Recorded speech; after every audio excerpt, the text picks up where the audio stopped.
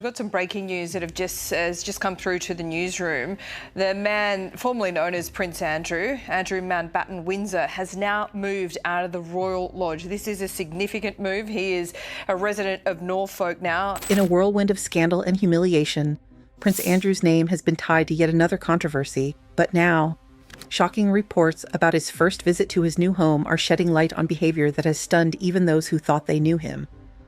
What is the truth about Andrew's reaction? What Prince Andrew was really like during that visit has shocked even those closest to the situation.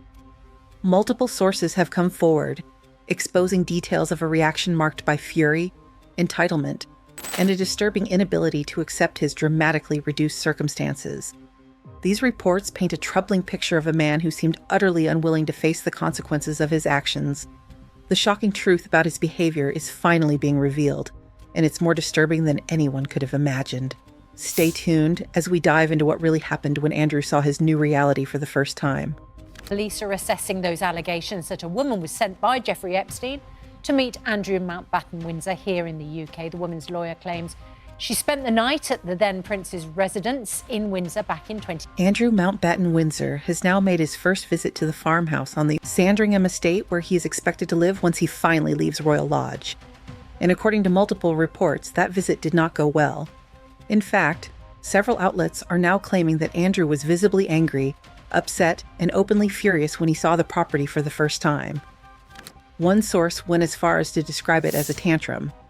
This is reporting from the Mirror, the Daily Mail, Hello Magazine, and follow-up coverage from royal correspondents who have been tracking this move very closely.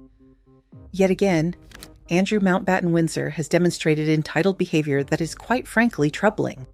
This is the primary phase of the move, which may take a period of time. He's living in a house on Sandringham Estate, which is seen as temporary accommodation. There will be a further move in the coming months once the final arrangements have.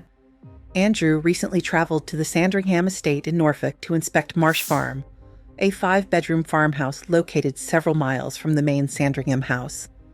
This was his first known visit to the property, which has been empty for years and is still undergoing renovation. According to reports, Andrew was seen walking the site, reviewing renovation progress and dealing with practical details like measurements for curtains. On the surface, that sounds fairly routine, but multiple sources suggest his reaction behind the scenes was anything but calm. The Mirror reported that Andrew was appalled by the property and described it as pokey and ramshackle. One source told the Daily Mail that he really didn't want Marsh Farm and had not lived anywhere that small since leaving his apartment at Buckingham Palace decades ago. This is the primary phase of the move, which may take a period of time. He's living in a house on Sandringham Estate, which is seen as temporary accommodation. There will be a further move in the coming months once the final arrangements have. That detail matters. Andrew is not just moving house. He is moving from a 30-room mansion in Windsor Great Park to a 5-bedroom farmhouse that by all accounts still has visible issues. Royal Lodge, where Andrew has lived for over 20 years, is a vast property, 30 rooms, extensive grounds, privacy, and the status that comes with it. Marsh Farm, even once renovated, is simply not comparable, and Andrew knows that. According to reporting, his anger was not just about size. There were other factors that clearly did not sit well with him. During his visit, pest control activity was observed at the farmhouse. The exact reason has not been officially confirmed. Some reports point to a rat problem, but the presence of pest control vehicles was enough to spark headlines. This new deal is being sold as a royal trade-off of sorts after weeks of mounting speculation and criticism over whether Prince Andrew would be evicted from Royal Lodge. It seems he's ultimately found a way out. If you're finding these revelations as shocking as they truly are, make sure you subscribe to this channel. We're exposing the truth about royal behavior that the mainstream won't fully cover. Hit that subscribe button now. There have also been reports that the property could be at risk of flooding, given its location and condition. Now, to be fair, renovations are ongoing. Security has been upgraded, including CCTV, a 6-foot perimeter fence, and additional monitoring. Broadband is being installed. Landscaping and screening are reportedly planned to address privacy concerns, as the farmhouse lies close to a public route. Last night that the former Prince Andrew has officially moved out of Royal Lodge, the 30-room mansion on the Windsor estate where he's lived for over 20 years. When he lost his titles back in October, it was announced that he'd have to give up the lease. But Andrew's reaction left people stunned. Royal author Robert Jobson told Hello Magazine that Andrew seems to be kicking his heels and making it clear to the king and courtiers that he is not going quietly. Jobson described him as dragging his feet and resisting the reality of his situation, even though the decision has already been made. And this is where the timing becomes important. Removal vans have now been seen at Royal Lodge. Andrew is expected to fully vacate the property before his birthday in mid-February, at which point the keys will be formally returned to the Crown Estate. This is the end of his time at Royal Lodge, whether he likes it or not. After the latest Epstein revelations, photographs in the files released last week show Andrew appearing to lean over a young woman on the floor. This alongside fresh allegations from another woman that she was trafficked by Epstein for sex with Andrew in Windsor. Until Marsh Farm is fully ready, Andrew is expected to stay at Wood Farm Cottage on the Sandringham estate. That cottage was previously used by Prince Philip, but it is smaller and very much a temporary solution. One source quoted in recent reports claimed that Andrew has now come to terms with the move and understands that this is his future. That may be true on paper, but his reported reaction during the visit suggests that emotionally he is still struggling to accept how far he has fallen. In October of last year, Andrew was stripped of his remaining royal titles and honors. Buckingham Palace stated that this reflected serious lapses of judgment and reiterated the king's sympathy for victims and survivors of abuse. The latest batch of Epstein files are piling more pressure on former royal Sarah Ferguson and her closeness to the convicted sex offender. Andrew continues to deny all allegations relating to his association with convicted sex offender Jeffrey Epstein, but his position within the royal family has been fundamentally altered. This move to Sandringham is not just about housing.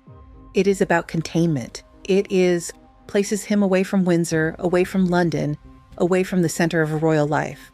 And that brings us to the question of Sarah Ferguson. Sarah Ferguson has continued to live at Royal Lodge alongside Andrew for years, despite their divorce in 1996. That arrangement has always been unusual, but recently reporting suggests that their relationship is no longer as friendly as it once was. Unclear where his ex-wife, Sarah Ferguson, will go. She was living at Royal Lodge too. The latest Epstein files make uncomfortable reading for her, with emails showing her in regular contact with Epstein around the time of his sentence for solicitation. Several outlets have suggested that Sarah is also expected to leave Royal Lodge, though her future accommodation has not been confirmed. What is striking is that recent articles no longer describe them as a united front. Instead, there are hints of distance, frustration, and a sense that Fergie has cut him off completely, along with his daughter Eugenie. There have even been claims that Andrew is now interested in dating again. Whether that is realistic or not is another question entirely, but the fact that it is being reported at all tells you something about how their dynamic has shifted. For years, Sarah was seen as his most loyal supporter.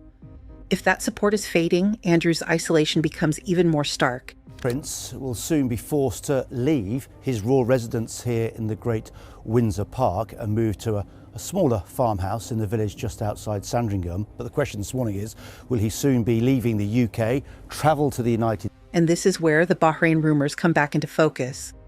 For some time now, there have been reports suggesting that Andrew could eventually relocate to the Middle East. Bahrain is mentioned most often. These rumors are not new, but recent coverage has suggested a renewed seriousness to them. The tone has shifted from maybe to when. Sources have pointed to Andrew's long-standing connections in the region and the possibility that a quieter life abroad could suit him, especially once he is fully removed from royal properties in England. If that happens, this move to Sandringham may only be temporary, a holding pattern rather than a final destination. Good evening. He was considered the late Queen's favourite son. Tonight, the gilded life of the man formerly known as Prince Andrew is over. He will now only be Mr. Mountbatten Windsor. Make sure to hit subscribe. I've got a special video dropping tomorrow. But for now, the facts remain clear. Andrew visited Marsh Farm. He was reportedly furious about what he saw. He made his displeasure known to those around him. And he is being forced step by step to confront a reality he spent years refusing to acknowledge. Prince Andrew will no longer be Prince Andrew. This is the strongest action against a member of the royal family that I... Royal Lodge was not just a house to Andrew. It was a symbol of status, privilege, and the life he believed he deserved. Losing it represents far more than a change of address. It represents the collapse of the image he had built for himself over decades. The 30 rooms, the extensive grounds, the prestigious location in Windsor Great Park, all of it reinforced the idea that despite everything, he was still a prince living a princely life. Marsh Farm offers none of that. It is smaller, more isolated, and comes with none of the prestige. Even with security upgrades and renovations, it will never be Royal Lodge. And Andrew knows it. His reaction during that visit, described by sources as a tantrum, reveals a man still clinging to a past that no longer exists. Years before this move was finalized, there were warning signs that Andrew would struggle to accept reduced circumstances. Those who worked with him during his time as a working royal often described behavior marked by demands, outbursts, and a sense that normal expectations did not apply to him. The repercussions of Sarah Ferguson she keeps growing and growing and growing. Her charity, Sarah's Trust, for instance, has announced it will close for the foreseeable future. Now, stripped of titles, stripped of Royal Lodge, and facing a future in a farmhouse he clearly despises, those same traits are on full display. The entitled behavior that once played out behind palace walls is now being documented in real time as he is forced to confront consequences he spent years avoiding. And what of Sarah Ferguson? For years, she stood by him. She lived with him at Royal Lodge despite their divorce. She defended him publicly when others turned away. But recent reporting suggests that support may finally be wavering. If Fergie has indeed distanced herself, as some sources claim, Andrew's isolation becomes total. No royal titles, no Royal Lodge, no clear path back into public life. And now, potentially no support from the one person who remained loyal through years of scandal. That is a devastating combination for someone who built his identity around status and family connection. Are these new images of Andrew Mountbatten Windsor. They show him on all fours. In two of the pictures, he appears to be touching a woman's stomach, while the others show him looking straight at the camera. So when you look at Andrew's reported tantrum at Marsh Farm and the wider pattern of behavior it represents, do you see a man finally being held accountable? Or do you see someone who will never truly accept what he has lost? The documentation is clear. The reporting is consistent. And the consequences are finally catching up to him. Will he stay quietly in Norfolk? Will Bahrain become reality? Will his personal relationships continue to unravel? Those answers are still unclear. But one thing is very clear. This was not the future he imagined for himself. And his fury at Marsh Farm shows just how unprepared he is to accept it.